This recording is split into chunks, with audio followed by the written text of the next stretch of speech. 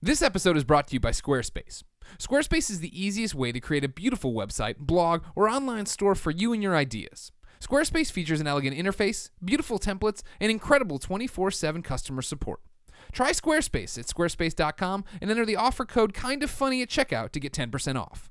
Squarespace. Build it beautiful.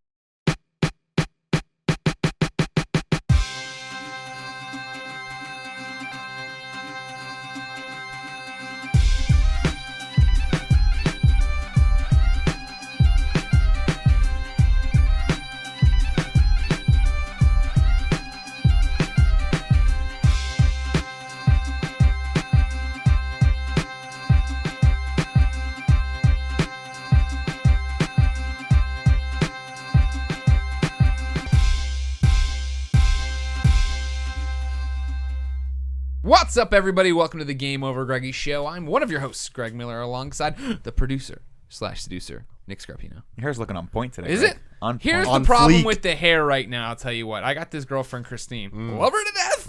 But the problem is she's on this fucking herbal, fucking organic everything bullshit, whatever. And for the most part, I don't care. Right? She yells at me every day that I have to put face cream on when I'm coming to bed. After And what? she always waits for me to get into bed. After I come out of the bathroom when I'm ready for going to bed. Okay. What happened before then? Usually Marvel Heroes. Anyways, she yells at me, you gotta put this face cream on your face. But then I've already been touching my phone, so I do like the. She's like, fucking.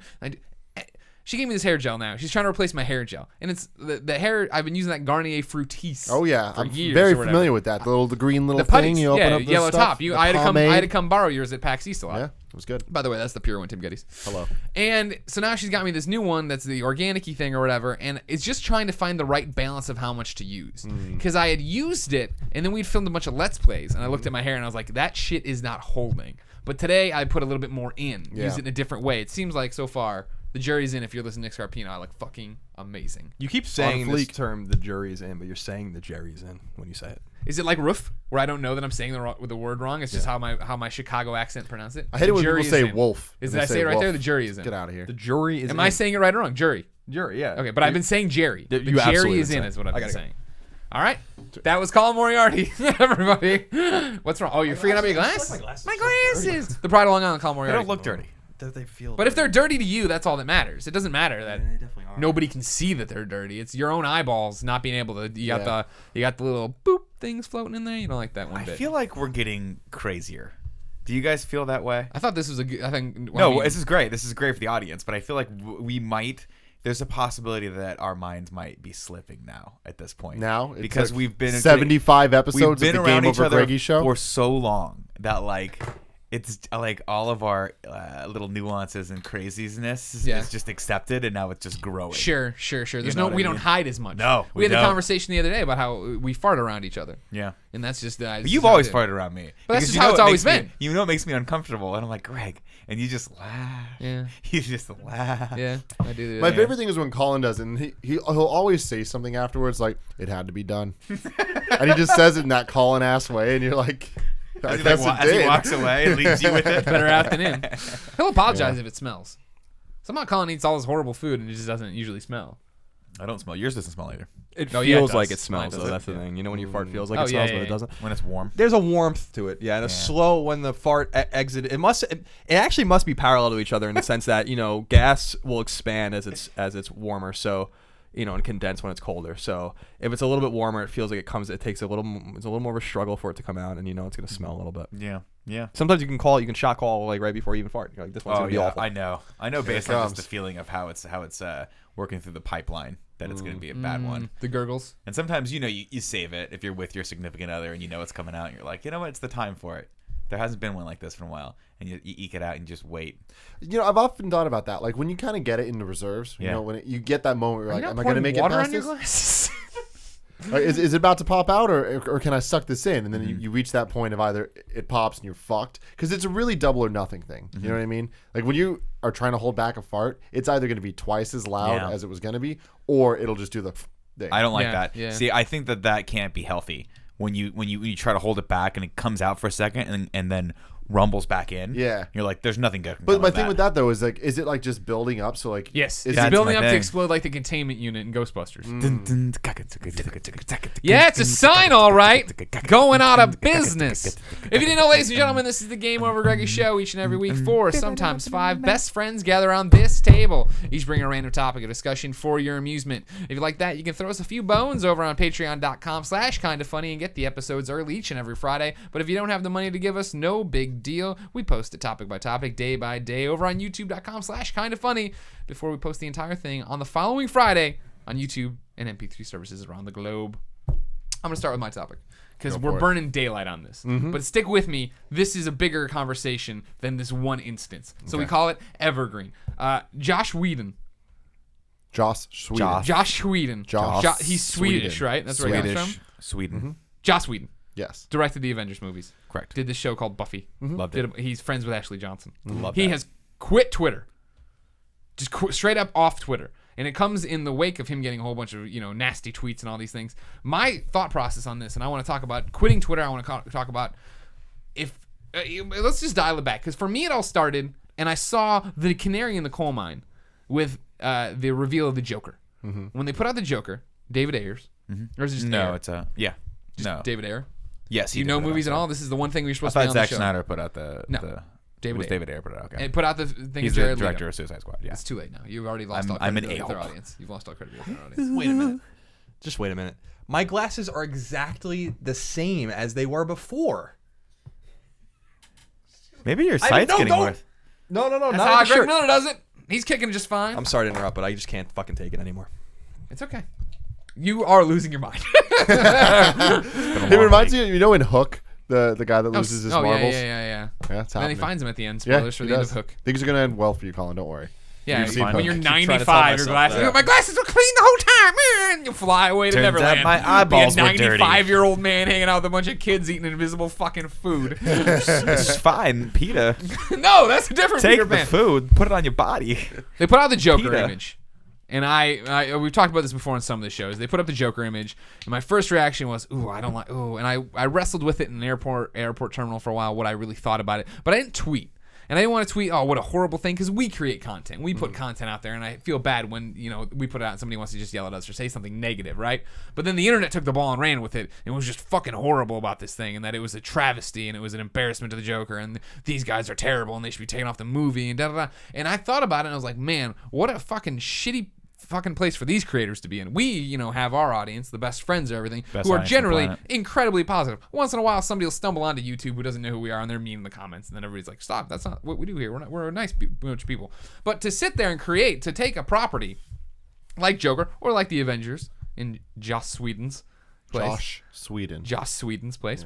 To take it out there and do it and have to interpret it for all these people, the amount of hate they get. And now this doubles back to the thing we're always talking about with internet hate, right? That we were trained in internet hate by IGN, not because IGN is IGN, but just that we put up so many pieces of content on a weekly basis that by your third week there, you learned to, okay, don't worry about it. I'm not going to pay You got a attention. thick skin. It's drowned out. Thick skin. Drowned out all the very, very vocal minority. Right. But when you get to these creators, they're making a movie for 2.5 years. They put out the movie, and then they get the vocal minority tweeting at them, saying they suck. And it seems like, all right, they're the vocal majority when they're not, Tim. No, they're they're not not. at all. Not at all. So my question is, looking at this, do you see more people, directors and such, actors and such, leaving Twitter, not trying to be a part of it? Do you see that you think there'll ever be a chilling effect? Can this get so bad that directors will be offered, hey, Nick Scarpino, you're a director here, up and coming in Hollywood. Yeah. We'd love for you to do the Nightwing movie. Totally. And you're going to be like, no way. Like, I don't want to even deal with the fans. Like, is this now a legitimate concern, you think, when people go home? What is happening This with one this today thing? is all up in my fucking grill. Do you think this is a legitimate concern that when people are now taking movie projects like this, I know it's bad news bears, that they have to worry about this? Is the internet in Twitter harassment and or online harassment gotten to the point where it's being leveraged in a decision? No. No. I think that the problem with Twitter is that, or not the problem with Twitter, the beauty of Twitter is that it is the amplifier for the voice, right? Of the minority or the majority. I think in regards to the Joker, I don't think it was a vocal minority that came out and was like, what's with those tattoos?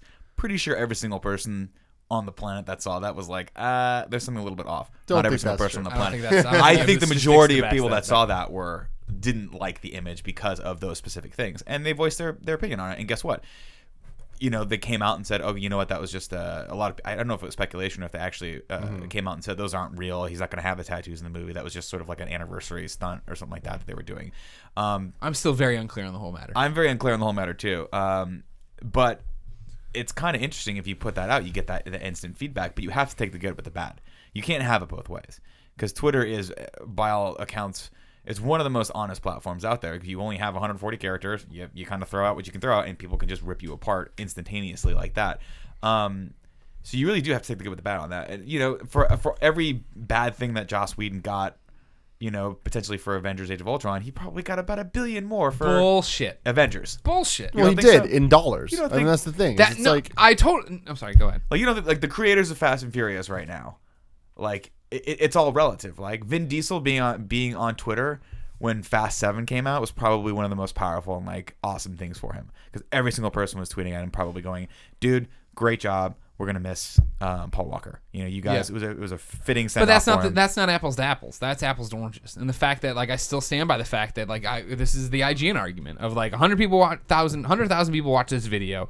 There are 200 comments. There are 15 comments telling me to go to hell. The majority of people who see something see it, love it, and Well, bounce. And it's the same way it happens every time with actors. Where I'll watch a movie. This happened when I went to Mizzou for the football game. Me and my friend watched a movie on an iPad, waiting to get into tailgate. Right. And at the end of the movie, I'm like, that movie was awesome. So I went to IMDb, found the actors' names, went to Twitter, found them on Twitter, send them a message saying you did great, and they both responded in like 10 minutes because they're so not trained to do that. Like, there is a barrier to entry to give anybody any kind of feedback, and it's the hateful responses that send people out, I think, more than the good responses. Well, let's back up for a second.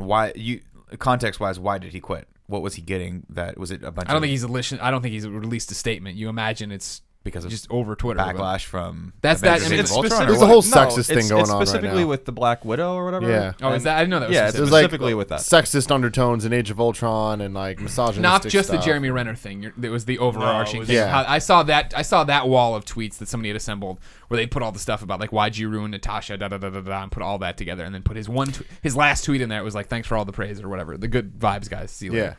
Yeah, I mean, it's got to be hard, but I mean, again, this is the top example of right now. Joss Whedon, along with I believe J.J. it's Abrams. Josh Whedon. I'm sorry, Joe Sweden. Yeah.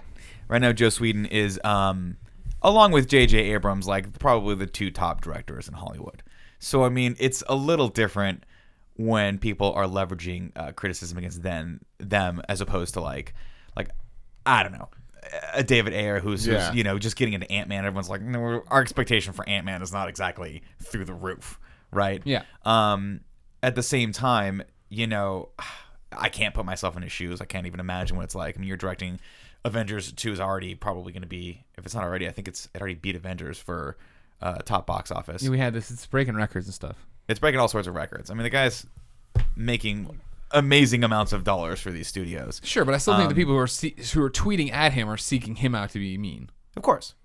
And Yeah, it's but not- I mean, it's just like people are gonna do that because people are stupid, and it's like with the way that Twitter works with the trending topics and all that stuff. It's like when people see what's trending, they want to get involved in that conversation, so they just jump onto it. And it's like it's the sheep mentality of like, oh, everyone hates this thing. I guess I hate this thing too. I'm supposed to hate this thing. Like Twitter is such an easy way to be told how you're supposed to feel about anything. Whenever something happens, you go on Twitter and you click on the hashtag and just look, and that front page is just, it gives you that feeling of where is everyone at right now. That's And the it's same like- with everything, though. Every video you watch, and like you'll see if like the top 4 or 5 comments are super positive, then that actually does have a psychological effect on how people view that, right? Entirely, man. If you're I mean- gonna go comment and you see the first like there's a comment that's been like liked or thumbsed up like 1,000 times, and it's like this video is awesome. You're gonna be like, wait a minute, Oh, this is video awesome. is I should maybe show it this is to my awesome. friends. Maybe my initial opinion of it was wrong because I think people are easily sort of dissuaded or persuaded. But I mean, it's one of those things where like I've never seen it in that vein because I'm a little bit more skeptical than most people. Like if someone's hella hating on something, I'm always the first person to think maybe I should like this thing. Like, what's going on? How come this is so polarizing as a thing? Hipster Nick Scarpino. No, it's not about that, but I mean, like, it all depends on sort of where you're at and how confident you are in how you're engaging with these things, right? Is that when you go to Twitter and everyone's like, this is shit, this is shit, this is shit. Well, you need to ask yourself, am I just going, like with Tim saying, am I going with the crowd mentality, or am I smart enough as an individual to form my own opinion of this? I didn't see anything wrong with Natasha or the Black Widow. I thought there was more character development. To me, that was just, we're trying to develop a character that, for all intents and purposes, is not very well rounded, or not very well fleshed out in the movie universe. So she might be amazingly fleshed out in the She doesn't have her series. own movie. She just pops up in everybody Right. else's movies and has. So let's give her a love interest. Let's make her sexy because she's sexy. Let's go back and talk about her. I mean, they go back into her Spoilers. history, and it's kind of really cool, I thought. But yeah, I mean, it's hard. What are you gonna do? But you can't quit. You can't quit Twitter.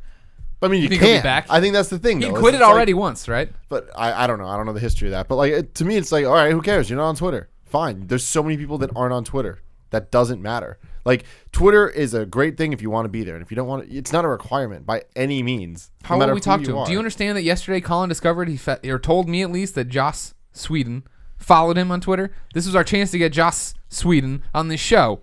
Yeah, and, And now it's gone. us. That sucks. That really sucks. Thanks a lot, Internet. But like This close. it's Twitter is not necessary for people, and it's a place. It's the internet, and it's just like, if you are gonna have a Twitter account, and you're gonna engage with people. Guess what? People are gonna talk shit. People are gonna say nice things every once in a while. Like, it's just, you're gonna get responses when you put something out there. People are gonna have opinions, and when it is your job to entertain people, people are gonna have double opinions on that because they're paying for it or not paying for it or all that stuff. So it's Very like true. you're literally putting something out there to get opinions from people. You know what I mean? Yeah. You're gonna get them, and it's like they might not all be nice. And like, when there is, like, at the end of the day, the majority of people are sheep. They're gonna look at what other people are doing and just copy that and say it again louder. And when you have Twitter and stuff, it just multiplies that way. And then it's like, then you see people like making funny photoshops of the Joker or whatever, and it's like, oh, that's funny. I'm gonna do that too. And then you do it, and then all of a sudden it becomes this thing where it's like these personalities are raising their popularity based on talking shit about other people. Yeah. Yeah. And it's just like, it's this cycle of things, and it's just like, I don't know, is that the nicest thing? No. Is it a bad thing? I don't think so. It's just the way things are.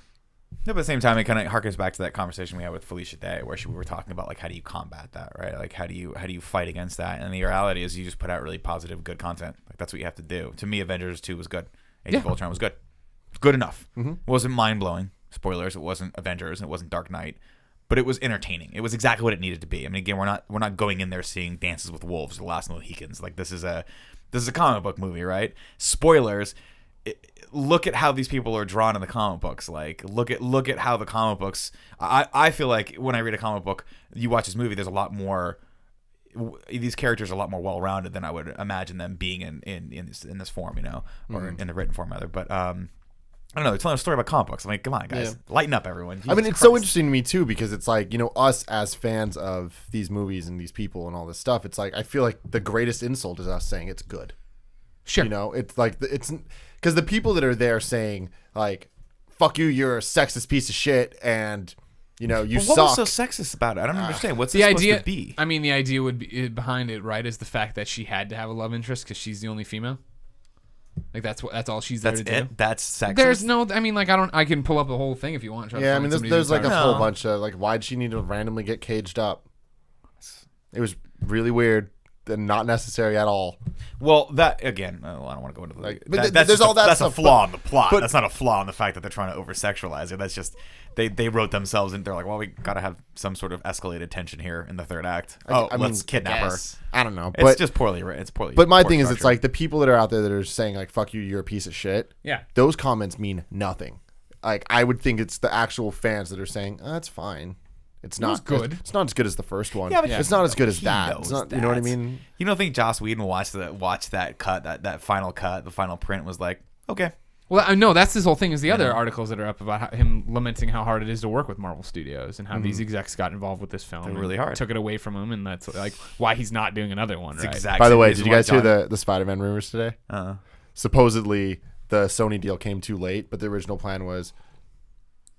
I should stop saying this. It spoils a little something from. Age of Ultron. I'm gonna stop. I But they wanna were hear gonna it, have though. Spider-Man in the video. Wasn't that or in the Captain movie. Marvel too? And they were talking about too. Yeah. that's from the Joss thing I read. I Yeah. didn't know it was going to be. Well, okay. There's no spoilers here. At the end of the movie, Yeah. Spider-Man was gonna be in that scene. If Oh, you remember what the yeah, end yeah, of the yeah. movie is, yeah, it's I do. fucking cool. Oh, that cool. was happened. That would have been dope. Yeah.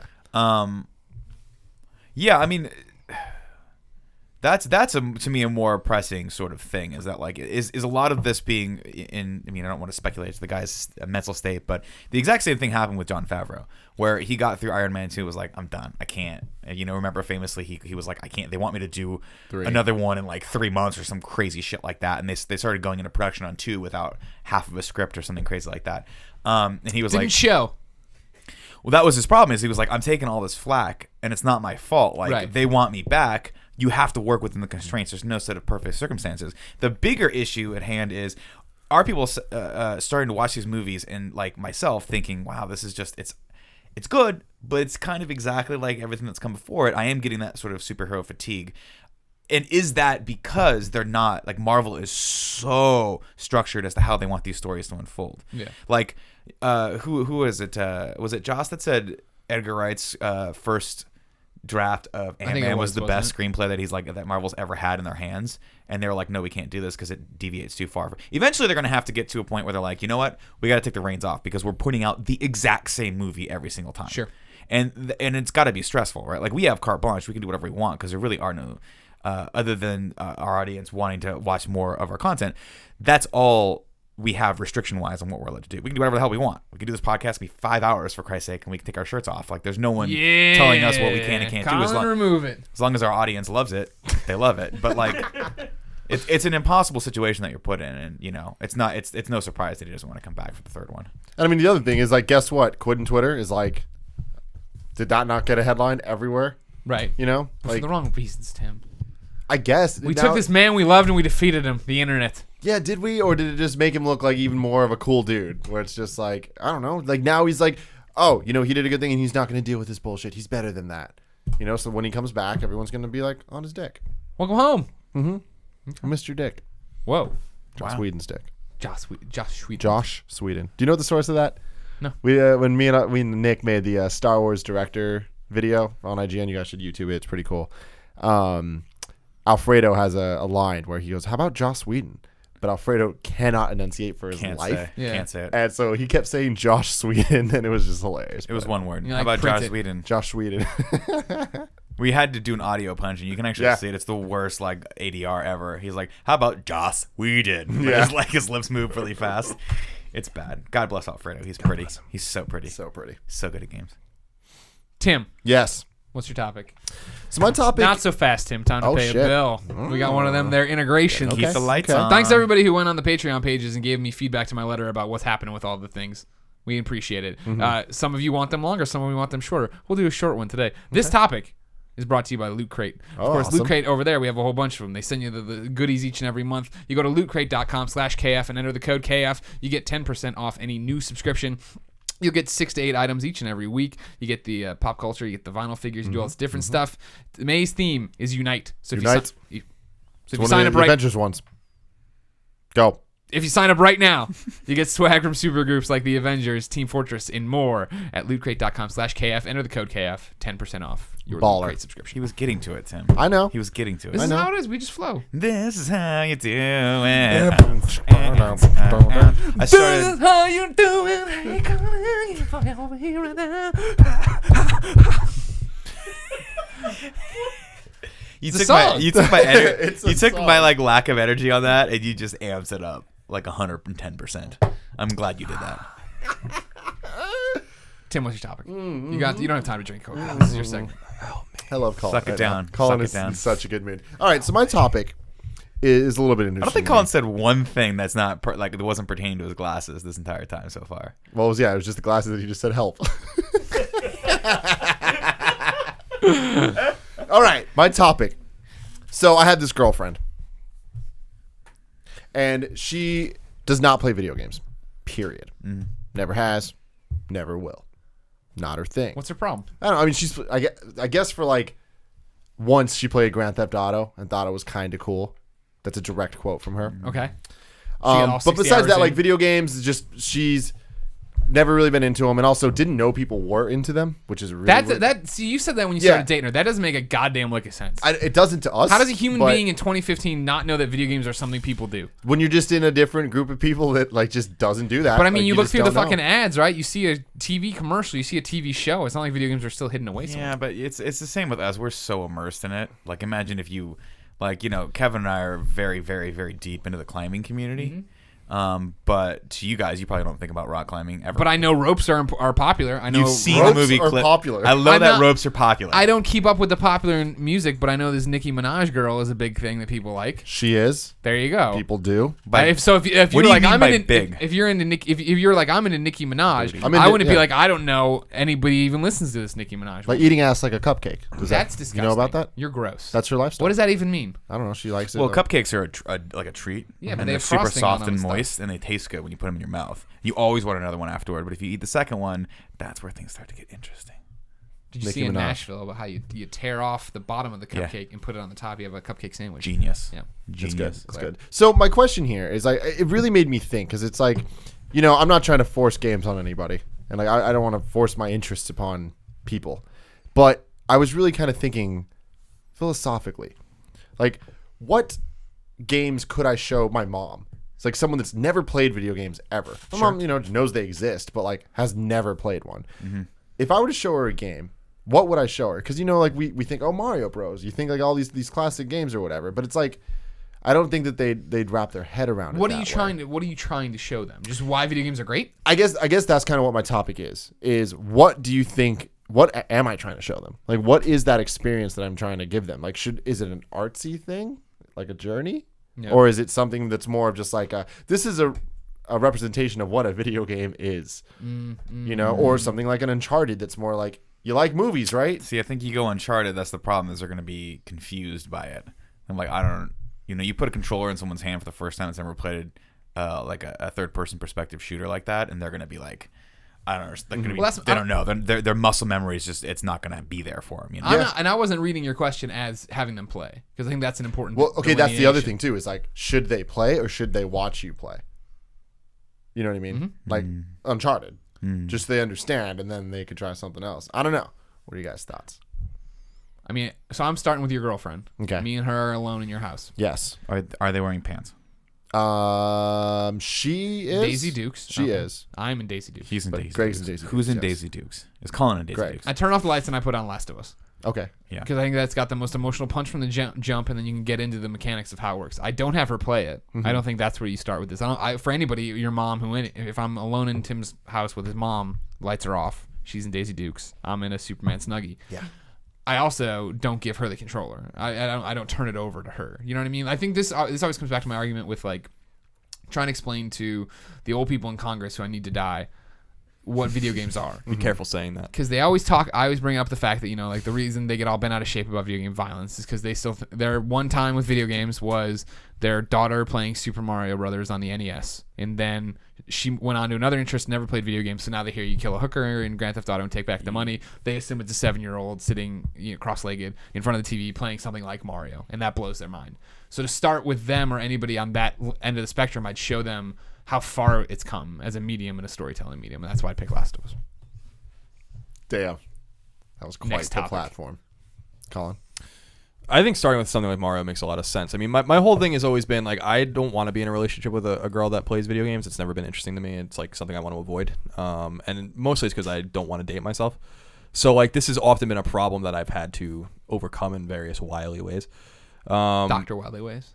So like if you want to be like, I think Last of Us is a good choice if like, and I don't mean it in a negative connotation, if you want to be kind of pretentious in the sense that it's like this is what a video game can be and like aren't you impressed by video games? Isn't it so legit? Like, but if that's not really your interest, then like I think there's nothing wrong with going back to River Raid or Mario or something like that and being like, you know, understanding the fundamental of gameplay as a video game medium, because storytelling was not important in games for a very long time, and so the fundamental aspect of playing a video game is still playing a video game. And so I don't necessarily know that, you know, I've showed people The Last of Us in that sense of that pretentious, like, look how fucking awesome this is. But I would probably go back to something simpler, something without dual sticks and, you know, something on, you know, 2D plane and stuff like that. Well, so when you say Mario, like, do you think it would be a 2D one, like like Mario Bros, or would it be something more like a Galaxy? I mean, assuming that the person, the girl in question, has been under a rock forever and has never seen a Mario game, then it makes the most sense to start with a 2D side scroller. So I think the original Mario is still a masterclass of gaming, as we've talked about gameplay and stuff like that. It's just that, I've never been in a relationship with a girl that's played games, so I've never had to not deal with this problem in some sense. So I have and it's not to say I would never date, I guess, a girl that plays games. It's just that I don't really want that, you know? And so that is I want someone that's totally different than me, and I've always had that in my relationships. Someone that can bring in different things and show me and teach me different things and has different interests, and so you have to look at it from both points of view, where it's you have to kind of synergize the whole, well, this is what I do and this is what you do, and so let me learn something from you and I'll teach you something about what I do if you're interested. But I would love to, I just want time to play my games, and that requires the other person in the relationship having lots of interests that or whatever they are. But in terms of this particular conundrum or whatever, I would start with basic 2D platformers and show them why games are fun. I don't think The Last of Us shows The Last of Us is profoundly fun to play, but I don't think that's immediately obvious to someone that doesn't know anything about video games. I don't think they'd understand the first thing about playing that game. And so I think that you have to start simple and start with the fundamental aspect of enjoyment, and with that you go back to 2600 or NES, I think, pretty easily. Yeah, see, I disagree, but I think it's because we're coming at the problem from two different things. I'm not trying to get somebody to play video games. I'm trying to get them to understand why I play video games. And so I feel like jumping in and showing a Mario doesn't solve the problem of, well, that's simple, that looks like a baby's toy. You've seen Mario, even though your girlfriend didn't understand video games are something adults do. She's seen Mario at some point, and again, that's probably where her education stopped. Simple pixels going through and doing this thing. She doesn't want to sit down and play it. She doesn't want to get invested in and see it. You know what I mean? That's the hard part. I'm not going to jump in and show them DC Universe Online, right? And be I spent 600 hours in this, and sometimes I just fly around and collect exobytes. Let's do that for now. No, that doesn't work. That doesn't make any sense. You know what I mean? It's a slippery slope. What do you think about a game like Journey, where it's a shorter experience and it's essentially a very simple game? Sure, but I don't think it plays in either system of what we're talking about. If you give them the controller and have them play that, they're frustrated because they don't understand, I think, how to make him move, what to do, and they don't understand that some of the fascinating parts of Journey, right, are the limitations of Journey. You know what I mean? To us, it's oh man, I can only do this. I can only move this way. That's interesting. How do I figure out this jumping system and the floating and everything else? So I think if they play it, they get not frustrated, but they're I just don't get what's happening. Why is this interesting? And then if they watch it, I think they get bored because they don't understand the nuance of what you're doing. Journey's also a gamer's game, I think. Yeah. To me, I'm sorry to interrupt, Nick, because I know you were about to chime in. It's just, I don't know. I think it's just fundamentally important that we, if people are exposed to games, you have to do it in a way that makes the most sense at the most rudimentary level possible.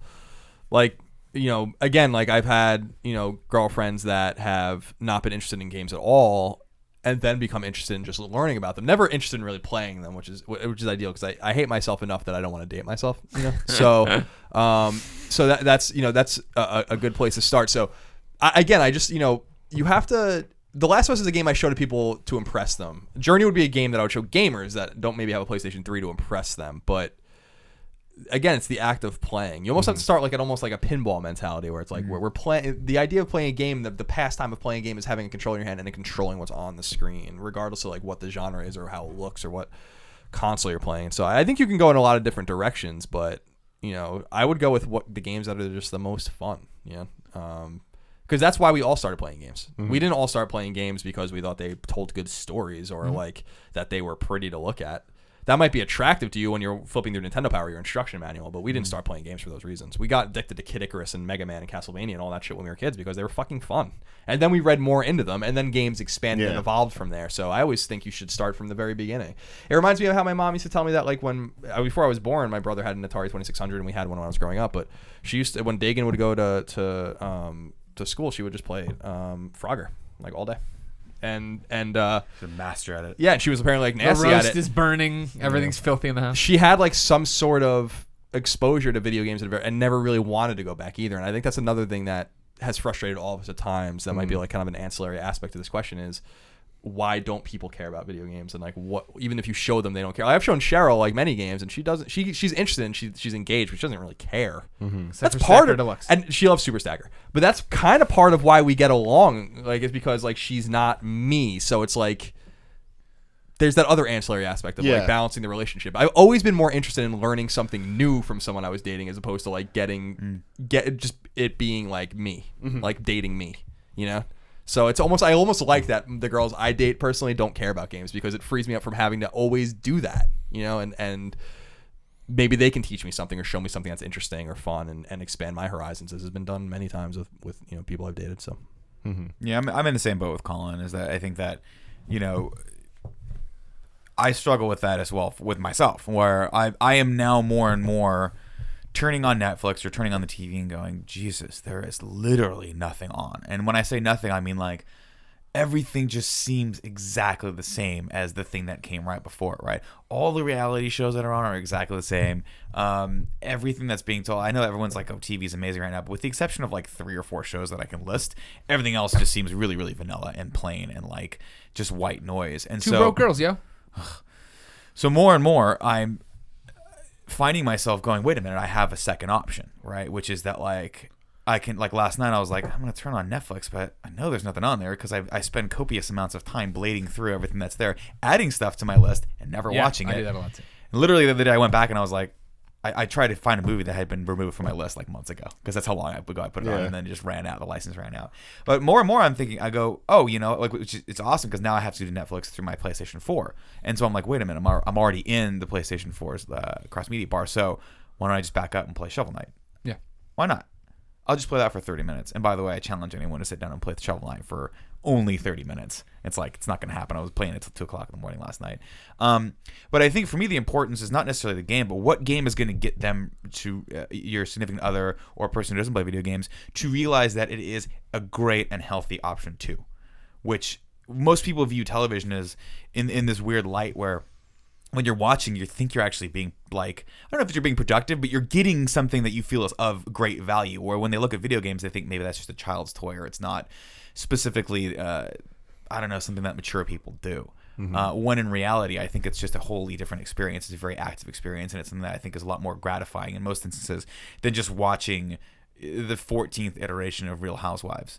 Not to say that show is bad. God knows I watch thousands of hours of that, especially when they're in Melbourne. But my wife is slowly starting to come around to the idea that I play games. Getting her to play games would be a feat that I just don't think I could do. Although she blew my mind the other day when she was like, hey, that game you're playing looks a lot like a game I used to love. And I think she said Mario Land on the 3D The Game Boy. The Game Boy Color. It was a Game Boy. Yeah, she was like, yeah, I used to play that. And I was like, how do you remember that? She's like, oh, I was addicted to that game. And I'm like, what? Like, where did that fall apart for you? Where did it fall apart for me too? I don't know. I guess life just gets in the way. Yeah, I mean, I've been thinking about it a lot, and like to me, I think the games that I've come down to are Mario, whether it's Mario like World, I think I'd go with World, Mario Galaxy. I was thinking Journey, but I agree with you, just in the sense that it is a condensed experience, and Last of Us. But then the other one is just Pokemon, one of the first Pokemon games. So either Red or a role-playing game or Gold. And I think that the fact that it's a role-playing game, it's kind of easy to wrap your head around because it literally is explaining what you need to do. And it's kind of just like you get that sense of growth. So are you trying to get her to play them or watch them? No, I mean, again, this isn't even so much about her. It's just more I was just thinking about like people that where you'd go. Because yeah, like it's this topic went a little bit more about like relationship stuff, but it's like I really just mean it more just like if you haven't played a video game, like where's a good place to start? Yeah, you know. Pokemon's I'm sorry, I was just gonna say Pokemon's interesting because and I don't mean this in a pejorative way because I played most of the Pokemon games, but it really is really baby's RPG. First role playing game. Yeah. So it's like, I mean that really is what it is. I mean I hate to say it. So it's because it's easy and it can be as deep as you want it to be. Yeah, and it's very linear and it's engaging too. Yeah, it's like, fun. You know, you get a nice sense of empowerment as you go, which I think is kind of a big thing for why we play video games. It's just that sense of growth. And so I think Pokemon might be my leading game.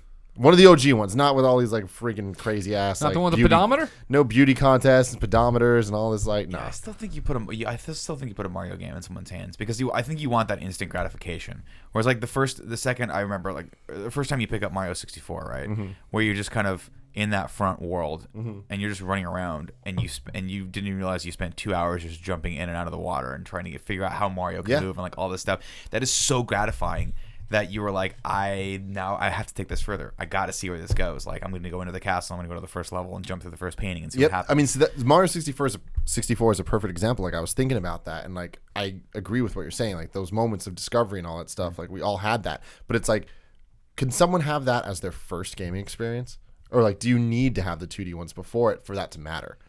I don't think it matters because I think that as older people, I use that, that's all relative, I guess, but we watched the evolution and played the evolution of games as they went. So something like Mario 64 was incomprehensible to us 10 years before it came out, or even 5 years before it came out. But we still watch the evolution. But there are people running around today that Galaxy or Galaxy 2 were their first Mario game, and they're just as entrenched in games as we are. I hope that they've gone back. I think we obviously you set it up with like a question to your girlfriend, and I think we just went back into like kind of tying it into relationships because I think that's how we mostly interact on a regular basis with our significant others in terms of our major hobby. And so I think it was just natural to kind of go there. And I wonder in a sense if, it's kind of like a canary in the coal mine too about a relationship working or not working, maybe in the sense that even though I've never dated a girl that, maybe I just never found the right girl when I was dating that played games. I knew girls that played games, but it was always a thing where it's like, you don't have to understand this, you just have to accept it, right? Like that was always my thing. And I did date girls that didn't understand it, and that didn't last, and didn't, because it's like the beauty about Cheryl with this instance is she has no interest in playing games or really learning about them, but she just accepts and knows that I must play the games. And it's like my wife devours Us Weeklies. You know what I mean? I'm not gonna judge her. That's her guilty pleasure. That's the thing she likes to like relax and decompress and spend time with, and she just crushes through those things. Now thank God she has a subscription, because she used to spend like $3-4 a week on them. I was like, what do you do with that? She's like, we used to smoke. Then we get in this conversation, and then I try to have sex with her. That's how it goes. How's it work? Never works. Okay. Never works. The Us Weekly doesn't get him into bed. No. But I sympathize with that, because you have to have your own thing too, and that's the thing. Like, I don't know that I could date someone that was. Well, I guess I could probably date someone that was really into movies, but we would probably argue a lot. Movies are almost different, right? Like, everyone likes movies. Well, I guess my wife is really into movies, so that's a different thing. That's, I guess, almost a protective thing too, is that I'm very self-deprecating, the fact that like I hate myself, I don't want to date myself. And that's always been, and I've made that joke long before I knew you guys, where I was like, why don't you date a girl that likes video games or nerdy things or whatever you're into? And I'm like, I don't want that because that's mine, right? And like but it's like there's almost overarching things like movies or music, where it's like everyone likes music. But I mean, I guess that's kind of like the reason I bring up this topic is it's just like, why are games not that way too? Because like I would argue that they're still too young. But I would argue that games are that way. Like, it's impossible to not like these games. Like, whether it's a game on your phone that you're just playing. That's what I was gonna say. One of those things is like, everyone that thinks they don't like games, they do like games. Like, my parents don't play games, but they play Words with Friends. And that's a game. Yeah. Like, that's a video game, right? Like, and so it depends on the experience. I think mobile gaming is one of those things where people just go, oh, it's not gaming. It's just a kind of pastime I'm doing here and there. But in reality, that is gaming. Like, that you're playing a puzzle. A puzzle is a game. You're trying to solve it. You're playing against someone. It's combative. It's a game. As to how you get them into console gaming, which I think is kind of what you're really talking about, like console and PC gaming. I don't know. That's harder, because I think to a lot of people that, especially people over the age of like 35 or 40, we grew up like right on the cusp when we were still being judged for playing games. Like, when I was a kid, my parents were like, I don't understand why this kid is sitting in front of that box eating just shit tons of Twinkies and playing Street Fighter 2.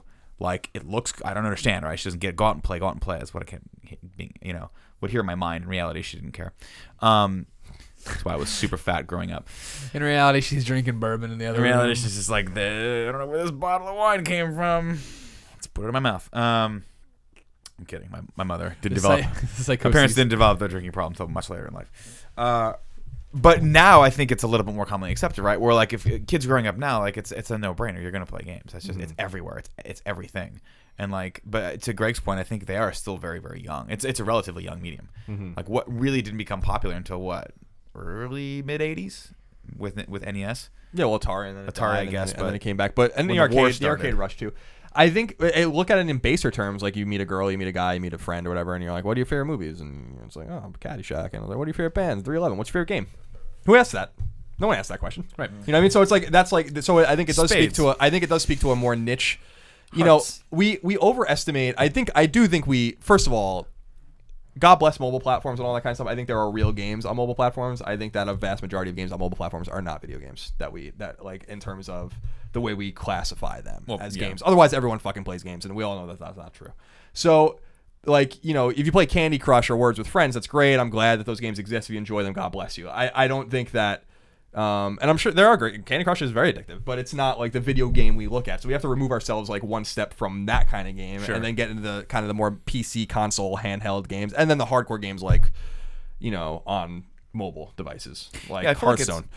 To me, it's just like I guess I'm saying that because you minimize, like, it seems like everyone plays games, and they do, I guess, in a sense, but they don't know they're playing games, and that's really the thing that matters most. So once you identify it as a hobby, then you get into a much smaller group of people, and that's why it's not, we like a movie ticket costs $10 or $12. A game costs $60 typically, so like the inflated cost of how much money games make more than movies, it's not really an honest figure, you know what I mean, in terms of like how proliferated it is. You have to have something in your living room to be able to play real games, right? Exactly. Like, how many people are really gonna, like, that's an extra added step. Everyone's got a TV in the living room. They've had a TV in the living room since TVs were a thing, right? Since they became cheap enough that everyone could afford one.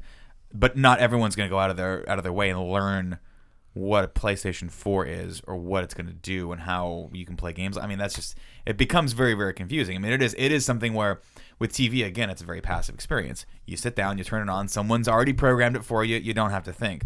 With a PlayStation 4, it's like, cool, I figured out which one I want to get. Xbox, PlayStation, Wii, I'm going PlayStation. Now what do I play on it? Now do I download that? Do I go buy the game? Do I do all these things? Like, it's a very complicated hobby, right? It's not like watching TV or going to the movies where you're like, there's only 4 movies out. One of them's Fast and Furious. No brainer. Go see that, right? I don't know. Do you not fall into the idea, Colin, that eventually the term gamer falls away because everybody plays games? No, because maybe it's just I'm not trying to isolate people that play games, like more casual games, as people that aren't worthy of the title gamer. I'm actually looking at it the other way, which is to say, like, gaming is such an insular group of however many millions of people, that, tens of millions of people that play the games, that we often overestimate, maybe because we are gamers, maybe because of the industry that we're in, that it should just be more predominant than it is. And it's just, to me, it's like, think about, PlayStation 3, right? Sold 80 million units. That's like a lot of units in games. Xbox 360 sold a similar amount of units. But then think about, like, just how many people are in the world, how many people go to the movies, or how many people go to a concert, or how many, like, it's not ubiquitous because it's not ubiquitous, right. that's just the hard, and the Grand Theft Auto 5 is like one of the best selling games of all time, and it sold like 40 million units, and that's a lot of units, but there's like what? There's 6.3 billion people or whatever in the world, and it's like, well, okay, like, that, we just have to remember that it's a more insular and small community, and I kind of like it like that too. So it's one of those things where, you ask a person their favorite band, you ask a person their favorite movie. Will we get to a point where you ask them their favorite game? Maybe, I don't know. I think you will. It's just, and I'd like that world, but at the same time, like, I like that video gaming isn't for everyone. I don't think that games need to be for everyone, and that's okay. Just like gardening is not for everyone, or fucking, whatever. Like spinning, vinyl is not for everyone. It's a totally, what I mean? It's just like everyone's got their own kind of thing. I often think that we seek legitimacy and we don't have to do that. And that was the point I was making earlier. When you're in relationships, like, you don't get it, then fuck off. Like, I don't care. I get it. I'm a gamer and I play games and I love video games, and we don't have to seek that kind of and this gets away from Tim's topic, I know, quite a bit, but we don't have to seek that kind of legitimacy because it doesn't matter. But I think it will be, because if you look at how movies have been made, movies are still a relatively new medium as well, and like following how they were made, and granted they had a huge technological sort of advances right at the beginning, and then we had film for a very, very long time, but I mean, it wasn't a commonly accepted thing to begin with either. Every new form of entertainment is going to take a few generations to get, because it's not like you're converting the older generations. You're not. You're just waiting for the newer generations to grow up to it, and it becomes a staple in their life. So like, my mom's never going to play games, right? Yeah. But that's what I keep talking about with the old people dying. Right. They're gonna pass off to the next land, whatever that is, Valhalla, whatever. And then the kids are gonna always grow up having some sort of device that can play games, because eventually, guess what's going to happen is that your cable box is going to go away. You're going to have something else that serves all your streaming content, and that's going to be a PlayStation 4. It's going to be an Apple TV or whatever the next iteration is. And guess what? That's a computer. So that computer is going to be capable of doing much more than just streaming content that someone else made. You're going to be able to interact with that to some degree, and everyone's going to grow up with that. And by the way, they already do grow up with it. It's right here. It's in their hand. It's just going to get bigger and bigger and bigger until it takes up half their body. And Tim's going to have a backpack for his phone. He'll put his phone in his backpack. Wow. And he'll take it out. It's going to be on his wrist. It's going to be like when Moses had, What do they call them? The Ten What are they? Commandments. Yeah, that's what they Boom. were. Yeah, nailed it. The Went to tablets. Catholic school. Yeah. And it's just like this, except it's just gonna be one of them. It's gonna have sexy pictures from the When, tribe. when you on went it. to Catholic school, Nick, Yes. did you look like this? Oh God. My brother's an asshole. He's got to stop going to my parents' house. Did you see his picture? Can you see that, Kevin? Yeah, he can see it. Did you see my brother's picture that he put on his Twitter? No. It's him. It's the other side of that photo. My mom dressed us both in those hideous sweater vests, and he's like smiling, but he was so chubby back then. It was cute. I love way it. Skinnier than I love that your which is brother just awesome. texted me that. It's amazing. Look at his Twitter. It's Okay. at Scarpino, man. You can see it's got he has his picture of it on there. It's hilarious. He had beautiful. amazing hair too. Colin, Yes. what's your topic? It's a hard one to explain, but I'll do my best. The way I pitched it to the gentleman at the table was, we at one point broached the subject of guilty pleasures, things that you might acknowledge that maybe aren't the best, but you really love them, right? So like Jericho is like not the best show in the world. It's very corny, but I fucking love that show. And I think it's a really great show. Or 311 is like my favorite band, but I understand why people don't like them. They just do the same thing over and over again. Right. And that's a common complaint. People are like, this song sounds no different that they wrote 20 years ago than the song they just wrote. I'm like, well, that's why we like them. Stop, we're getting a copyright check from the defunct Capricorn Records that put that record out, Transistor. But I wanted to go in a different direction and talk about the things that people might not talk about or understand or like that you authentically think they're kind of crazy for not liking.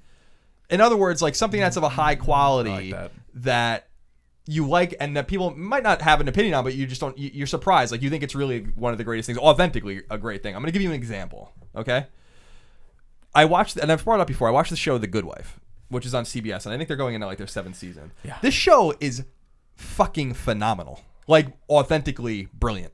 And like no one, and obviously people are watching the show because it's been renewed fucking a million times and stuff like that, but I never heard anyone one time ever say anything about the show until Walt Williams said something about it like 6 months ago on Twitter. And I love Walt Williams. Walt Williams wrote Spec Ops: The Line, is just a pretty famous games writer and has great taste, just a very talented dude. And so I was like, I'm going to check this show out. And it ended up being astronomical. Yeah, my wife loves that show. Like it's a really, really, really, really good show. And the perfect melding, as I've explained to people, of serial and the more serialized kind of aspects of the show with the procedural aspects. So it's almost like Law and Order meets Lost. And I don't mean that in a literal plot way. I mean it's like there's an overarching theme that is touched on and storylines and plots. But then like each show can be watched by itself. And there's not many shows like that, first of all, that have like such deep renewable characters, as it were, and plots. But then you can kind of just get the story if you want to just watch an episode. It's just a court case. Sure. Right. And so I wanted to throw that out there and see like what you guys think of, some of those things that people might not like or tune into or listen to or whatever that are that you think are authentically great. So not like 311 is my favorite band, but it's almost like half a joke at this point. Right. You know? I love them and I'll always love them, Sure. but I understand that they're not like the fucking epitome of music, like the Beatles. Right. So I use my example as a good one. Another example, frankly, is Battlestar Galactica. So BSG so I use those as examples and kind of solicit what your guys' examples are, and we'll talk. I feel like Tim and I have gone back and forth with this a lot over the years. Yeah. When I first met you, you were like, you would show me all these crazy YouTube videos, and I'm like, these are garbage. These are like, there is no level of like storytelling in these. They're very, very simple. They're very, very, very like in your face, just for like effects driven videos. It's not until later that I realized that there was a lot more intricacies to them, and I've developed an appreciation for them. But you would swear by these, like, no, these are good. There's depth in these, and I think part of it was just I wasn't seeing that because my idea of what depth was slightly different than yours, if that makes sense. And then you, of course, time only tells. History has proven me wrong, and that a lot of these guys have grown up and are, in the last 9 years and have monster followings and are really, really entertaining. And what that told me was my idea of what can be entertaining and what can be meaningful is not necessarily the sort of prevailing idea of what that is, right? Yeah. Everything's relative, and that was one of the first times interacting with you when we were like 20. When did you start IGN? 21, 22? I was 21. Yeah, 21. You coming in and me being late 20s ish, Late 20s. Yeah. and being sort of set in my ways taught me that I'm like, oh wow, everything changes. It's constantly changing. My idea of movies first are the best way to tell a story, then TV, then maybe video games, then maybe something else, then far down the line is a YouTube video, right? As far as like how I'm engaging and how that's important to me, and that's an actual legitimate thing that I'm going to sit down and watch for entertainment value. That's completely wrong. Like, every generation has their own thing, and your generation was, or your specific thing was, I want to watch like Freddie W, or I want to watch all these other people that you introduced me to, and I was like, I don't get that. Now I get it, and that I guess is kind of. I mean, going off of that, like one of my things would be Red versus Blue, which is Rooster Teeth's flagship series, and for that it was like 5 years. The first 5 seasons it was just a bunch of dick jokes and like stupid jokes and like characterization of these dumb characters, and it's just kind of funny. Yeah. I mean, it's really not even that funny. It's not even that good, really. Right. But then from season 6 to 10, they like took all of that and they're like, we have 5 years of character development we've done for not really going anywhere, just developed characters. Sure. What's a really cool story we can do with this? And they like really brought it to the next level. And it's like they created the storyline that every week had a cliffhanger that me and Kevin would watch the episodes every Monday and be like, holy shit, what are they going to do next week? How are they going to solve this? What's going to happen? And it's like, that was one of the first moments where I was like, this is a web series that I'm watching as if it's a great TV show. And it's on its 13th season now, and I'm still completely addicted to it. It's still super good. And it's just been really interesting to see all that. I definitely would put Red versus Blue as my thing that I would just swear by being good. Even though I feel like a lot of the things on my list, it's like you gotta get past the shit to get to the good stuff. That's everything. A quick shout out, like, seriously, to Fast and Furious, where it's like it's not a joke when I say like I love that series. Is it the best example of cinema? No. But I feel like, you know, if you get past the shitty movies, you get to something that's really good, and it's You really just have to get through 2. I mean, you know, Once you get to 3, you understand it, and then you're like, I can suffer through 4, and then 5. you got to get through 4. Like, you got to get through 1, 2, 3, and 4 to get liked to 4. 5, 6, and 7. I like 4. We You like give 4 too because much it was shit. just like the return. Yeah, it was Everybody fun. was back. You're like, this is a big deal. Yeah, but it's like if you really kind of dedicate to get there, it's worth it in the long run. Right. And for me, another thing would be the Saw franchise, which gets a lot of hate. But the first 3 movies, I thought were great. They told a great story, and like it all built upon it. And again, it's you have to dedicate into it, and you have to want to like it Right. But it's Play game. Is that what but I love that shit. It's just like all the twists and stuff. you Like wanna there was play so game? much thought put into how all the characters intertwine and interact, and how their paths line up and all this stuff. And I was like, this is really fucking cool.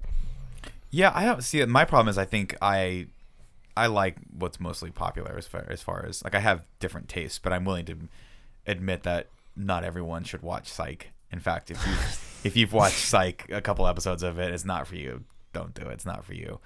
I do have the guilty pleasures, but I don't think they're guilty pleasures that I would try to swear by. There's no way you can't defend Psych. I could be like, okay, it's entertaining. It makes a lot of 80s references, but like a good litmus is that my wife will sit next to me and be like, this show, I don't get the show. This show's dumb. And then I'll start looking at it through her eyes, and I'll be like, get out because you're ruining this show, and I need this in my life right now. Dule Hill's awesome too. Dule Hill's amazing. James Roday is amazing. Other things that I would like just swear by would be Spectacular Spider-Man as a cartoon series. As the second best Spider-Man series. No, as the best Spider-Man series. And like I honestly think that it's like one of the best cartoons ever. It's just such a solid 2 seasons that's just good.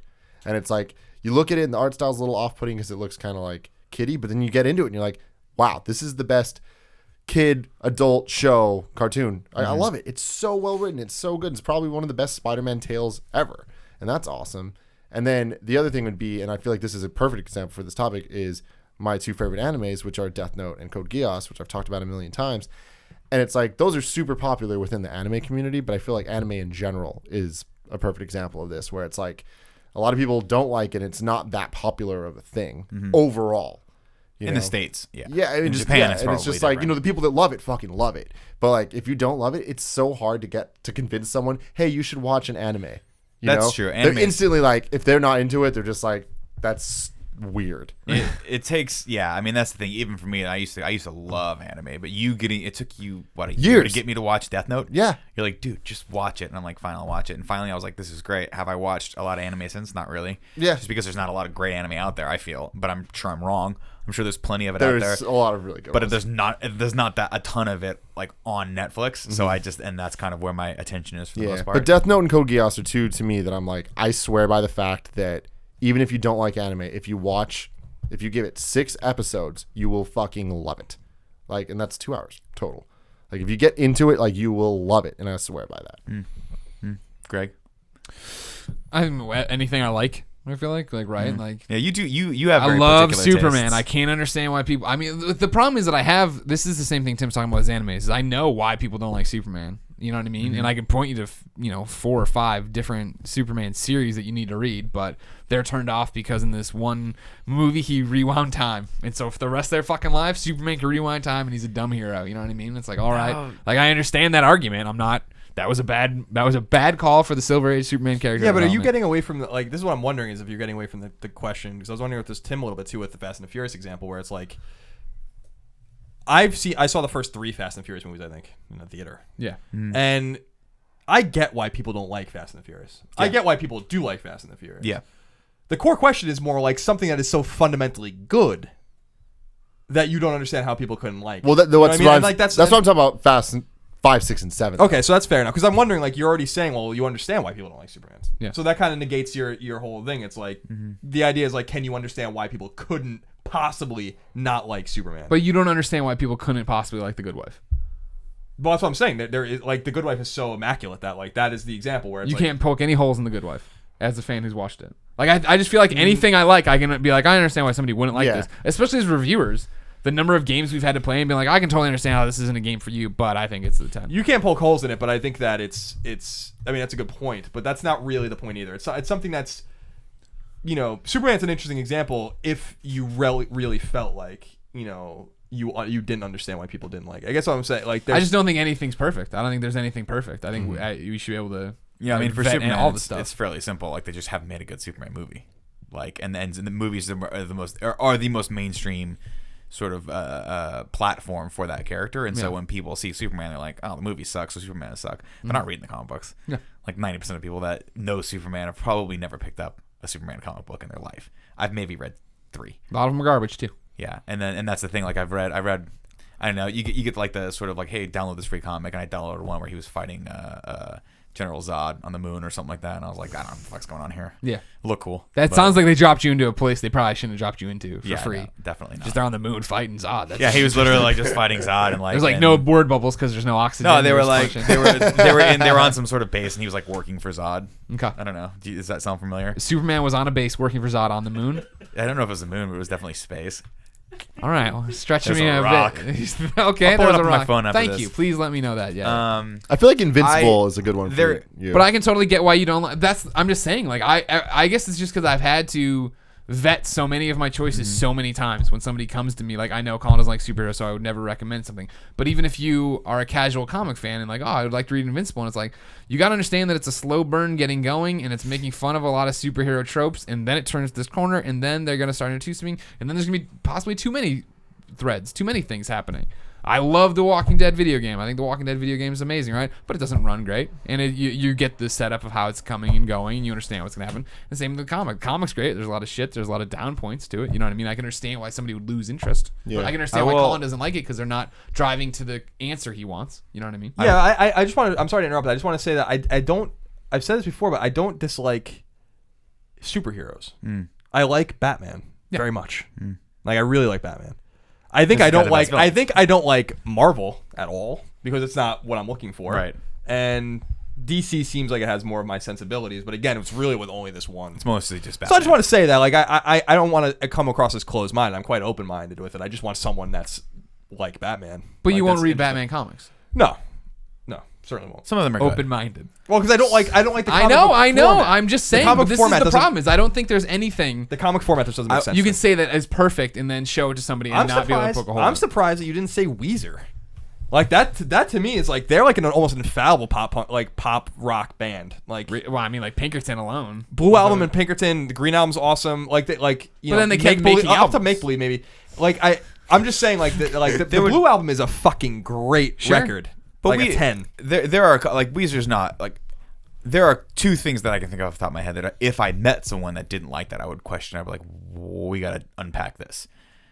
One is Star Wars. I've met maybe in my life a handful of people that are like, meh. And I'm like, what do you mean meh? I don't know. What does that mean, meh? You've never seen Star Wars? I mean, maybe I saw one when I was a kid. I don't really remember. I'm like, how How is Star Wars not like in the forefront of your brain? How do you not have at least some sort of knowledge, a base? Like when we grew up, I know I grew up in the 80s. It was just Star Wars. It was like Star Wars, Michael Jackson. That's all you had room for in your life. If something else had to come in, you had to get rid of one, and you're like, Michael Jackson probably is going to go before Star Wars. Let's be perfectly honest. The whole Neverland Ranch thing. That was not in the 80s. That was happening in the 80s probably. Yeah, we didn't know about it until the 90s. Dateline. So yeah, I think I met someone the other day. I can't remember who it was, but had never seen a Star Wars film. Like, I haven't seen one.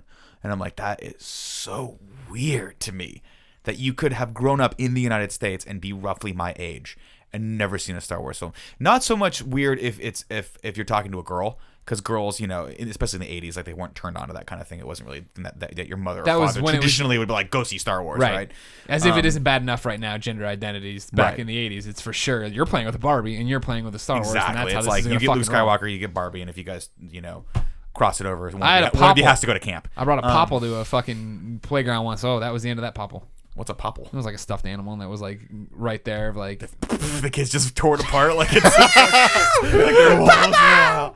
The other thing to your Weezer I had a penguin reference, too. You stored stuff in their stomach, and turned out that was a girl toy. Yeah, but I love that fucking penguin. But I When got boxed pretty hard for that. just like the only thing you're allowed to have from when you're like 8 or on is like a cool lunch pail, gun, and then when you hit like 12, you got to throw that away. You got to brown you bag a sports ball, or you got to steal things. That's what you got to do. For the music reference, though, you brought up Pink Floyd before we talked. Mm-hmm. I've never really been into Pink Floyd, but I am still and always will be a huge fan of Led Zeppelin. And if I ever, you know, every once in a while, like hear someone who's like, I'm not a big fan of Led Zeppelin. You're like, how could you not be a fan of Led Zeppelin? Well, that's the thing is I'm not a fan of Led Zeppelin. Really? But here's I like Dire Maker and a few other songs, but like my dad. You don't dislike Led Zeppelin. No, but that's the thing is I get it. Right. I'm not really a huge classic rock fan at all. Like I feel like rock has evolved so much and has become so much better. By the mid to late 90s, I feel like it was just different sounds. It's different sound, but it's a more progressive sound. Sure. And a lot of people would think that's sacrilege. My dad would punch me in the fucking side of the head if he heard me say that. Well, also, but don't forget that you grew up in the 90s, so like that sound and that message vibes with you a little bit more than like Led Zeppelin or like Pink Floyd, where it's about like anti-war or like drug abuse. Or like I listen to Nirvana and I'm like, oh, okay, I kind of get this. This is a little bit of a lost generation in the 90s, coming out of the 80s and not really knowing where we're at culturally. Sure, but I also grew up in a household that was unusually musical. You know, in terms of like lots of instruments, you know, being played by me and my sister. My parents are both fucking huge into music. So we grew up with I was listening to Moody Blues, I was listening to the Beatles, I was listening to, you know, a lot of, you know, Zeppelin and stuff like that. The point I was making with Zeppelin was that I would never go and like, I'm going to listen to Led Zeppelin today, but I get it. I totally fucking get it. You know, like when you listen to it, and you listen to it in a genetic way and where it came from and where it was in a time it came out. It was very important. Mm-hmm. It's the way I feel. And Pink Floyd is one of my favorite bands of all time. I fucking love Pink Floyd. You know, in terms of its contribution to prog rock and space rock, unparalleled. You know what I mean? And you know, the whole stoner generation ate up Pink Floyd because that was what it was at the time. So again, you have to, even if you don't I'm sure you understand Pink Floyd, even if you don't like it, because it came from the era it came from. I get the cultural relevance of Pink Floyd. And it's the same. The way with the Star Wars thing was good for me with the Beatles, where someone's like, I don't like the Beatles. I'm like, you out of your fucking mind? You know, like there's nothing in that entire discography that you don't like. There's nothing. So define, and that's the thing. I like the Beatles, but I have never sought them out. Maybe once in my life, and like, I'm gonna listen to a Beatles song. I'm bumping Yellow Submarine. Right. Or Here Comes the Sun. Like I gotta listen to that real quick because I'm in that kind of a mood. But there have been multiple times when I've been driving and been like, I need some Immigrant Song right now. Yeah, Immigrant Song's a great song. Right now. Or I need some Stairway right now. And then you just end up, you're on an hour drive, you end up listening to like 10 Zeppelin songs. Well, it's an hour drive. 3 Zeppelin songs. Yeah, I guess the point is that like, yeah, you like Zeppelin. I wouldn't listen to Zeppelin. But I would never understand if someone's like, Led Zeppelin sucks. Like, what are you, nuts? I would be. You know what I mean? Like, at that point, you can't defend that. You'd be like, dude, I'm arguing with an insane person who's gonna eat my fucking face. You could say 311 sucks, and I would totally get that. Everyone in my family fucking hates 311. It's like that. Like I grew up, and my sisters always made fun of me for listening to them. Like, what the like we taught you. Like it was really a little thing. Like we taught you better than this. Like you didn't grow up with MTV. You grew up with all of us shoving music down your throat, and you should know better than this. And this is where you ended up. You know, and it was a big like kind of listen to De, you want rap, listen to De La Soul. But it's like, you know, and De La Soul's from Long Island, so we can appreciate that. But it's so they get a pass actually. And I love De La Soul. It's another group where I'd be like, I don't know if you understand what you're talking about if you said you didn't like them. But yeah, it's just one of those things where I just want to talk like briefly about that, because I think there are things that we acknowledge, all of us like, that is maybe not good, or that like you understand. Like when I loved Linkin Park. I fucking loved Linkin Park. Love. Like Hybrid Theory and Meteor were excellent records, and perfect. They were perfect. And I'll always. And then you listen to them, you're like, they're not perfect, but they were. They were perfect. Like in that time, like 2000, 2001, 2002, I'm like, this shit, it's not gonna get much better than this. And like, but you go back and you listen to Hybrid Theory, and it brings me back to high school. Where I'm like, this stuff was really good, but I can understand why, and it is really good. But I can in the understand end, why it doesn't really matter. It's exactly right. You can understand why people might not like them, but certainly there are like these pillars of music or pillars of film or pillars of TV or books or whatever. It's like, and so I brought The Good Wife as my example, but I was just curious of like where it's like I think that there's always going to be an objective viewpoint, right? Yeah. Of how you feel about something. Sure. But then there are facts, right? And it's not necessarily a fact of taste. And I'm not even sure Good Wife would be a good example of this. It's just a fact of like, well, the Beatles, like. The Beatles were a revolution in rock music. Rock music would sound nothing like it sounds today if it wasn't for them, and that's undeniable. So you at least must appreciate if you listen to rock today, you must appreciate the Beatles. I'm not saying you have to go listen to Sgt. Pepper. You should, but I'm not saying you should go listen to it, or you have to, or you even have to know any Beatles songs. You just have to know that they were important. Yeah, you know what I mean. And we can talk about with video games. Mario, Miyamoto. Well, you might not like Miyamoto's games. Maybe a lot of them are samey now or something like that, but like. Try to deny his importance. You're a crazy person. And so that was kind of the point of the conversation, because we've talked so much about guilty pleasures, and man, Linkin Park was a guilty pleasure. It still is a guilty pleasure. Still is. Yeah, but I mean, you're describing the difference between like a guilty pleasure and a classic, right? Like the Beatles are a classic.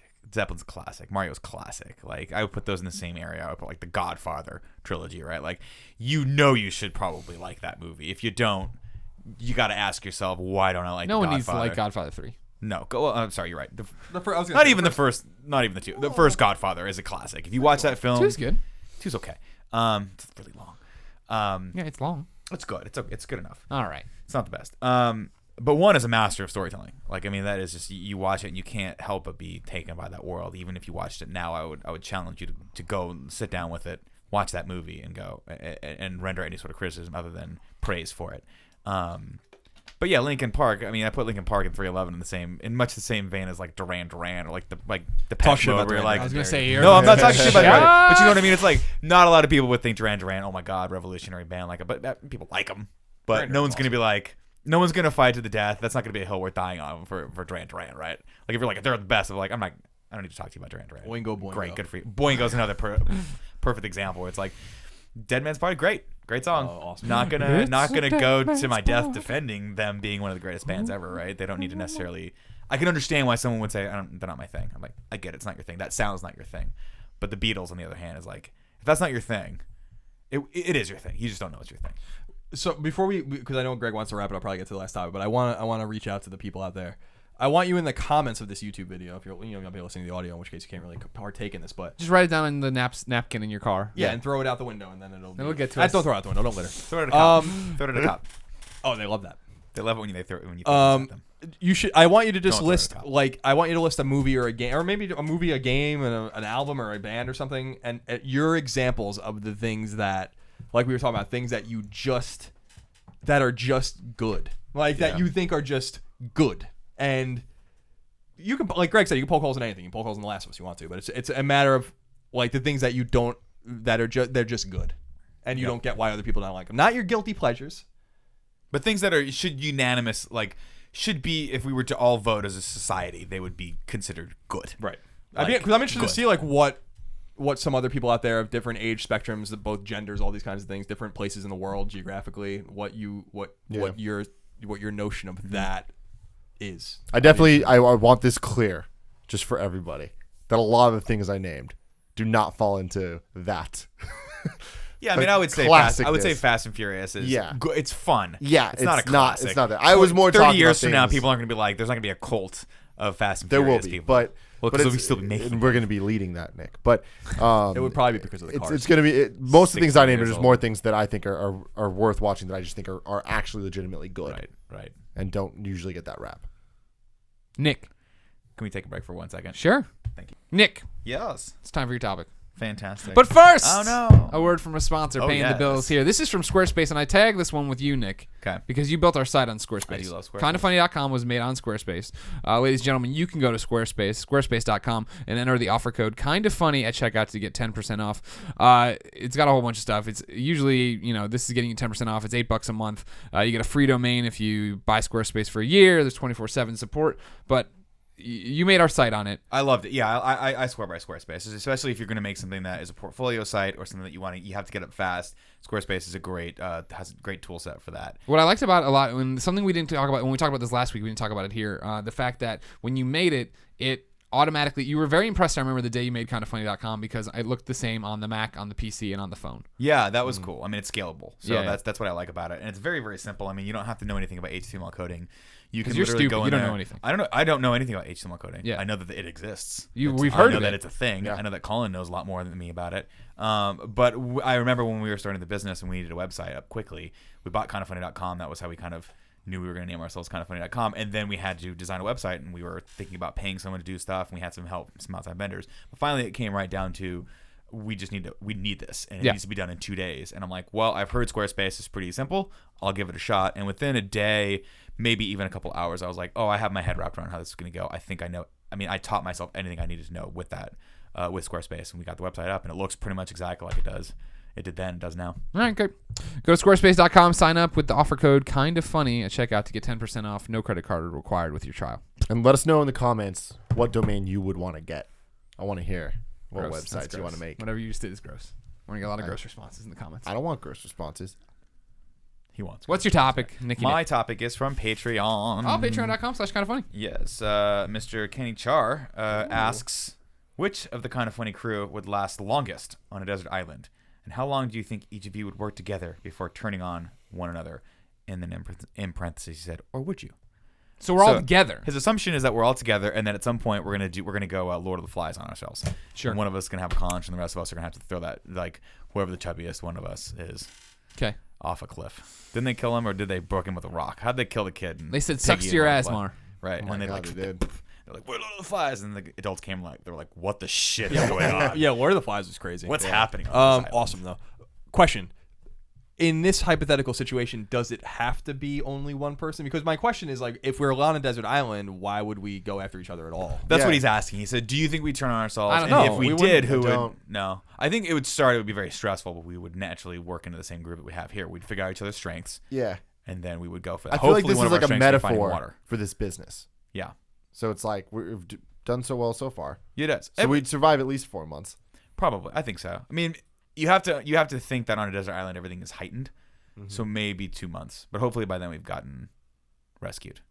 Yeah, okay, so we can look at it that way. So we'll go half the time. So we've been doing this for 4 months. So that means 2 months. 5 as of today. 5? Okay, so 2.5 months. happy anniversary. Oh, this is adorable. But Wait, it's only been 4, hasn't it? May. Yeah. It's, Oh, I see what you're saying. Yeah, sure. only 4. been 4. it's only been 4. So 2 months. That means that we would have survived together for 2 months on the island. And theoretically, we'd be feeling the exact same way we're feeling right now, which is we all still love each other, but we're tired. get really stressed and We're stressed and sad tired. about stuff sometimes. But I feel like that'd be okay. That would just like Well, because we it's still the have ebbs that and flows. drive to do more shit, which means we would have the drive to hunt And survive. and figure it out. And if we have Kevin too, like I don't know if that's part Oh, of No, Kevin's a we game would have changer. eaten Kevin by now. I don't know. I wouldn't eat Kevin. Kevin would so turn on many us. reasons. We gotta No, talk about the no, look no. in his eye. He would turn on us by I now. think Kevin the is the only- type of dude that like I've said this a million times, but if I was in a zombie invasion, apocalypse Yeah. or invasion, like he would Flares be that the came from the sky. I mean, it's not even just that. It's like whether it was a zombie apocalypse or I need to go to Home Depot, I'm gonna call Kevin. Yeah. Like he's just my guy. Or if I just want some Taco Bell, I'm just like He's an want some all-purpose Taco tool. Bell. He is. He's really good at. He's like being a Leatherman. Why do you assume Human that Leatherman. Kevin would want to turn on us? Is it because he has an insatiable appetite for corpses, and one of us must be dead for this? Because this is one of the things that I'm worried about on that desert island is that if it's a desert island devoid of any human, there's no human heritage there at all, and Right. we're the first humans to really set up camp there, then Kevin's really going to be in a bad way. well, I mean, my if he's thing in a is- bad way, does that mean we're in a bad way too? Because we're also not getting sex. Yeah, but Well, I'm I married just though, so that's like normal for me. Oh! Zinger. No, I think with Kevin, having Kevin there would be awesome, but I do think that he would because Kevin would build all the huts and stuff for us. But then of course he would probably trip over a power extension cable. How the hell did I get on the island? We don't even know. And he would take the entire thing down, killing one of us, if not all of us. And that's when the opportunist in him would spring forth and pick whichever one of us was closest and freshest. And he would Now, pounce. Colin, how long? What are you talking? We need to speak best to our personal influence as on the island. How are you doing? I can't envision you eating a bug. You don't like seafood, so we're But here's the thing, Greg. lay it on me. I'm the only one of us from an island. Now this No, gives me. don't even Now get this the gives fuck me. outta Now here. this. I hate you. Now this gives me an That's good. advantage because Yeah, that's we haven't specified what island we're stranded on. We're stranded If it's on Long Long Island. We're gonna be just fine, Greg. be We're okay. gonna be just fine. Yeah, we'll be all right on Long Island. But I think that me coming from an island gives me an innate advantage in this situation because I know what it's like to be on an island. I lived on an island for many years. Uh-huh. I lived what very kind of close to hockey the water. I lived only a quarter mile from the beach. You know what I mean? Yeah. On the south shores of Long Island. So, which is the greatest of all islands. So if I could survive, on that island, surely I could survive on some random island. We have many of the same dangers, I think. I think also Colin. many of the same dangers. Yeah. Oh yeah. High taxes. Dysentery. There's one of them. I think also Colin craves solitude, so I think he'd be okay. My worry with Colin would not be that he would not survive. It would be that he would just disappear one day, and he would be totally okay without us. And we'd be like, what happened to Colin? And you just cut forward 2 months, and he's just living in a loincloth, staring at the sky. Just every morning waking up, doing his little elliptical machine still. Don't know where he got that either. Probably the same place Kevin got that power cord that he gets to trip on to kill us and have sex with our bodies. All sorts of crazy stuff. I like the idea of you guys being alone and me being somewhere on the island, but you every once in a while you catch glimpses of me like a silhouette on a mountain, and it's just me, and then I just turn around and walk away, and you guys are left with Kevin and the we're just we're dying and we the can't find power food, cord. and you're thriving on the other side That's of the the thing. island. If we kept seeing glimpses of Colin and he just wasn't talking to us, We'd start the plan to kill him. yeah, but that's the thing. He's we clearly We'd gone have to off his assume that rocker. he was trying to kill us. He's gone off his Yeah. rocker. I'm not going to put up with this. I can't. I'm like the can't- others. Yeah, exactly. I My can't have this God. threat. Fucking broke ass Ben Linus coming after me. okay, we got a good plot here though. We're getting somewhere. So We'd send eventually Kevin you in leave. first, and if Kevin came back dead, then we'd know that Colin had turned. We send in the loudest one of us. gotta Go get send some it- recon from Colin's camp, Kevin. He's fucking knocking down huts. They call him the cannonball. It really is something watching Kevin move around. How did you describe him yesterday? He's opposite of a of, ballerina. of a ballerina. You think of a ballerina as very Graceful. graceful and very, very nimble, very dexterous. Kevin is none Not of those that. things. He is not. Kevin that. is the exact antithesis of a ballerina, and it's just funny. Watching Nick watch Kevin is actually my favorite thing because when we do our Let's Plays, Kevin just it's like painting yourself into a corner where he'll bring the soundboard and the confidence monitor and our very expensive fucking camera, and then just surround himself with them, and then cannot get out.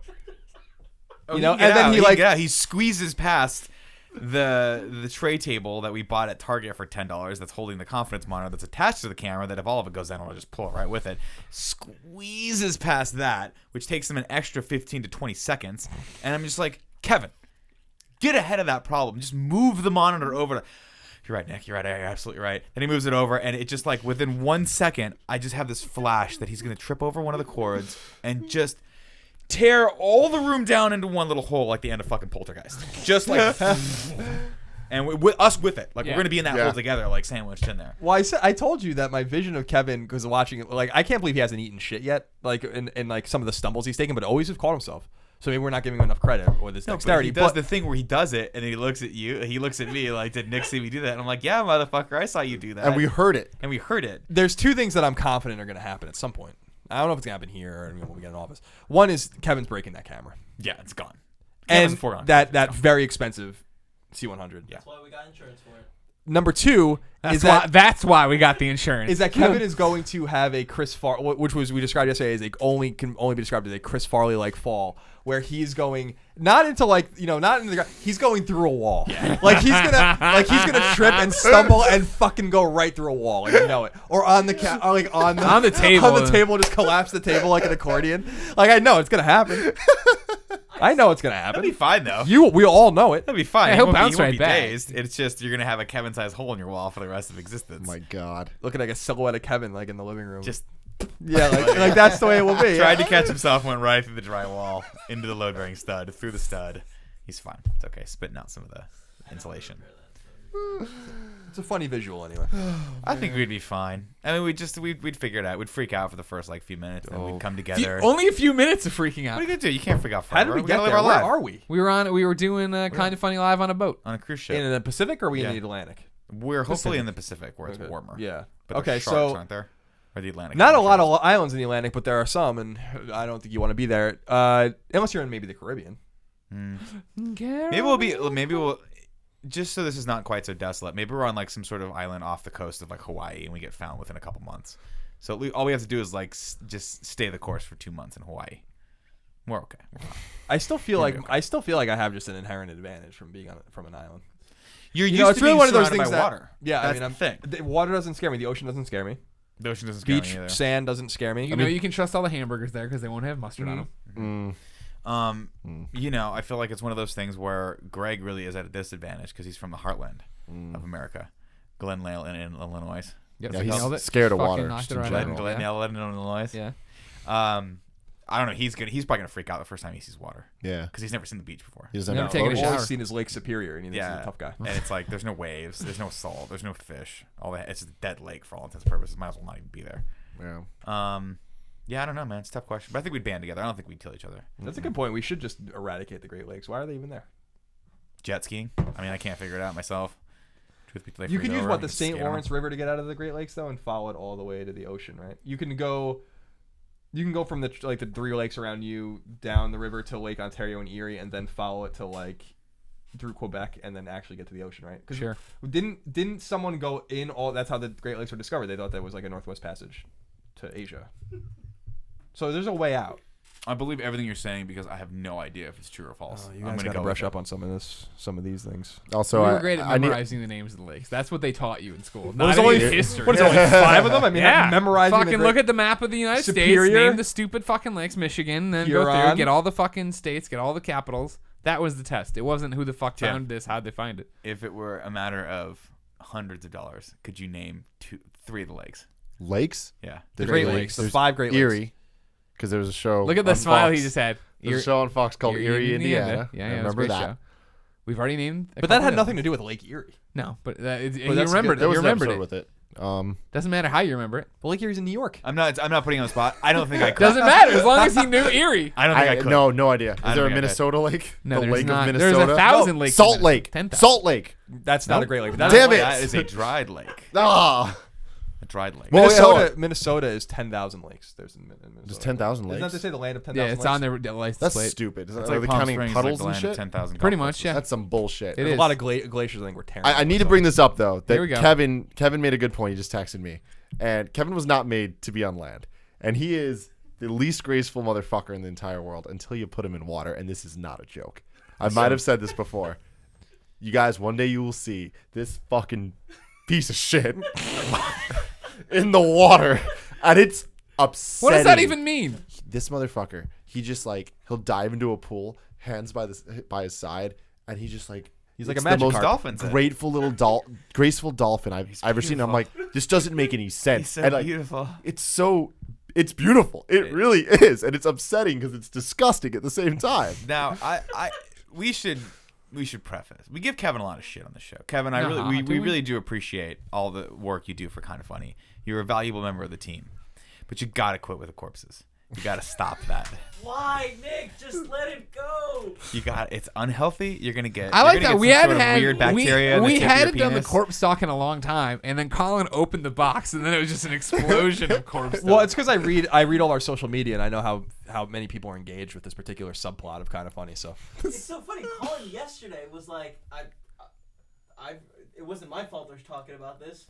I didn't bring it up when it came up that one time. He took like 0 credit. 0 credit. You got to just go where the conversation takes you sometimes, Kevin. And unfortunately, you get mad at me. I didn't do anything. We're just staring at you, You and you're brought such it a up today. beautiful, This beautiful is your cherub. fault. Kevin, this is a fact. Like, You Like, fuck corpses. This is just like the Good Wife. It's an indisputable fact. John Hancock signed the Declaration as big as he could. That's a fact. Yeah. You That's such a do Tim what you Gettys thing do. to do. And that's a fact too. I mean, I'm these are the things that are going to be read about in the history books. Once it gets on, Hate you guys. it's fine. Yeah, I don't know. That's a good topic. I like that. Okay. We I never like really that. came to a conclusion. The honest That's answer a is that if we goofiest were thing. stranded on a desert island, we'd all be fucked. And that's the none of us have the first piece of knowledge of how to survive. Can anyone start a fire? I've been to Laughlin, Nevada. Okay, it's pretty much the exact same thing. I know that there's bugs, and there you should probably not. I read the drink book The water. Hatchet, so I think I'm pretty prepared for this. I think I have no idea how to start a theoretically know fire. how to start a fire. Yes. Okay. Because that's what my Rocks, my kindling. dad's like an outdoorsman. I always said if there was anything ever happened, I would make like a beeline back to Long Island. 'Cause my dad would be fine. And we always used to say, you guys kid around with me about how I wanted Red Dawn to happen. There's like, we always kid around with my dad, like how my dad kind of just wants to disappear. Like something happens and he's just in the woods and he's gone. Like I know that about my dad. Yeah. You know? Yeah. He used to make jokes. Fender Like, bender. he used to make jokes like, "Give me." What did he used to say? It was so funny. We were all eating dinner like at out, and he's like, "All I need are matches, aluminum foil, and like a canteen of water, and I'll be fine." And I was like, "You're fucking crazy." What's he do with aluminum foil? I don't know. But that- that's one of the things he What said. do you make? You make a bear eat it? So I don't it know. dies? I don't know. Like, But that's what he wants. I think you could wrap yourself in it, or so, I don't know. Like to keep warm. Yeah. Probably. You It's could. a conspiracy thing. You could. It would keep you warm. That's for sure. He's a funny cat. Ladies and gentlemen, that's another episode of the Game Over Greggy Show. Each and every week, 4, sometimes 5 best friends gather on this table. Each bring a random topic of discussion for your amusement. If you like that, you can toss us a few bucks over on patreon.com/kindafunny each and every Friday and get the episodes early. But if you don't want to give us any money, go to youtube.com/kindafunny Monday through Thursday, topic by topic, day by day, until we post the entire thing on Friday on MP3 services and that there YouTube. Buy a t-shirt like this Team Fat one at kindafunny.com/store. This would be the final. No, there'll be one more Patreon episode before Kinda Funny Live. Yes. Look for cool stuff coming out of Kinda Funny Live on the 16th. Ooh. We hope to see you all here. It's gonna be fun. Come see us on Twitch. Yes. Do all that stuff. Follow us on Twitter, and start being nicer to Kevin. Everybody. Everybody do that. Everyone's into different things, and that's okay. Yeah, Kevin isn't hurting anyone. You're not hurting anyone, Kevin. just the survivors. Fuck dead bodies.